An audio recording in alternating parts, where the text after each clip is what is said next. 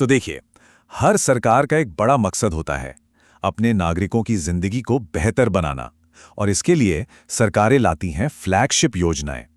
आज हम राजस्थान की कुछ ऐसी ही खास योजनाओं के बारे में जानेंगे और ये समझने की कोशिश करेंगे कि ये जमीनी स्तर पर क्या बदलाव लाने का वादा करती हैं। तो सवाल सीधा सा है, सरकार की योजनाएं असल में लोगों तक मदद पहुंचाती कैसे हैं? सिर्फ घोषणाएं कर देने से तो काम नहीं चलता है ना। इसका जवाब छिपा है इन योजनाओं के डिजाइन में, इनकी बनावट में। चलिए एक एक करके इन्हें समझते हैं। सबसे पहले बात करते हैं युवाओं की। आज के युवाओं के सामने दो बड़ी चुनौतियां हैं, एक तो अच्छी नौकरी की तलाश और दूसरा महंगी पढ़ाई का बोझ। देखते हैं कि राजस्थान सरकार इन दोनों ही मुश्किलों में उनकी मदद कैसे कर रही है। तो इस लिस्ट में सबसे पहली है मुख्यमंत्री युवा संबल योजना 2021। ये योजना सीधे सीधे बेरोजगारी की समस्या को एड्रेस करती है। मतलब इसका मेन ऑब्जेक्टिव है पढ़े लिखे बेरोजगार युवाओं को एक फाइनेंशियल सपोर्ट देना, ताकि वो अपने लिए मौके तलाश सकें। अच्छा, इस योजना में एक दिलचस्प बात है, सहायता राशि का बंटवारा। देखिए, पुरुष लाभार्थियों को हर महीने 4,000 रुपये मिलते हैं, लेकिन महिला, ट्रांसजेंडर और विशेष योग्यजन लाभार्थियों को 4,500 रुपये हर महीने दिए जाते हैं। ये जो छोटा सा फर्क है, ये कहीं ना कहीं सामाजिक समावेशिता मतलब सोशल इंक्लूजन को बढ़ावा देने की सोच को दिखाता है। तो ये आंकड़ा याद रखने वाला है, 4,500 रुपये प्रति माह। ये वो अधिकतम भत्ता है जो इस योजना के तहत दिया जाता है, और यही बात इसे काफी महत्वपूर्ण बनाती है। अब युवाओं के लिए एक और बड़ा चैलेंज है कॉम्पिटिटिव एग्जाम्स की तैयारी का खर्चा, और यहीं पर मुख्यमंत्री अनुप्रति कोचिंग योजना काम आती है। ये योजना होनहार छात्रों को सिविल सर्विसेज जैसी परीक्षाओं की महंगी कोचिंग के लिए फाइनेंशियल हेल्प देती है। तो सवाल है, इसका फायदा किसे मिल सकता है? ये योजना SC, ST, MBC, अल्पसंख्यक और BPL परिवारों के छात्रों के लिए है। बस एक मुख्य शर्त यह है कि परिवार की कुल सालाना आमदनी 8 लाख रुपए से कम होनी चाहिए। यहाँ फाइनेंशियल हेल्प को अलग अलग स्टेजेस में बांटा गया है। जैसे IAS की तैयारी में प्रीलिम्स पास करने पर 65,000, मेंस के लिए 30,000 और इंटरव्यू के लिए 5,000, मतलब कुल मिला के 1 लाख रुपए। ठीक इसी तरह RAS के लिए कुल 50,000 रुपए की मदद मिलती है। इसका मकसद यह है कि तैयारी के हर पड़ाव पर छात्रों को सपोर्ट मिलता रहे। युवाओं की बात तो हो गई, अब आते हैं एक और बहुत जरूरी मुद्दे पर, स्वास्थ्य और सामाजिक सुरक्षा। क्योंकि एक स्वस्थ समाज ही तो तरक्की कर सकता है, खासकर मुश्किल दौर में। और इसी सोच को आगे बढ़ाता है निरोगी राजस्थान अभियान। इस अभियान का लक्ष्य राज्य के हर नागरिक के लिए स्वास्थ्य सेवाओं को आसान बनाना है, ताकि लोग एक हेल्दी लाइफ जी सकें। और हाँ, इस अभियान के पीछे सरकार का इन्वेस्टमेंट भी बढ़ा है। इसके लिए एक निरोगी राजस्थान प्रबंधन कोष बनाया गया है, जिसमें पूरे 100 करोड़ रुपए रखे गए हैं। ये दिखाता है कि ये सरकार के लिए कितनी बड़ी प्रायोरिटी है। तो ये मदद लोगों तक पहुंचती कैसे है?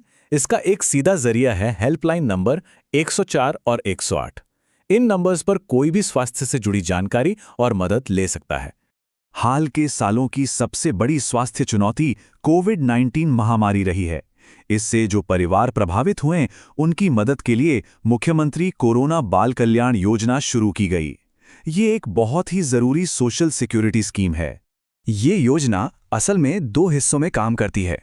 सबसे पहले उन बच्चों की बात करते हैं जिन्होंने इस महामारी में अपने माता पिता दोनों को खो दिया।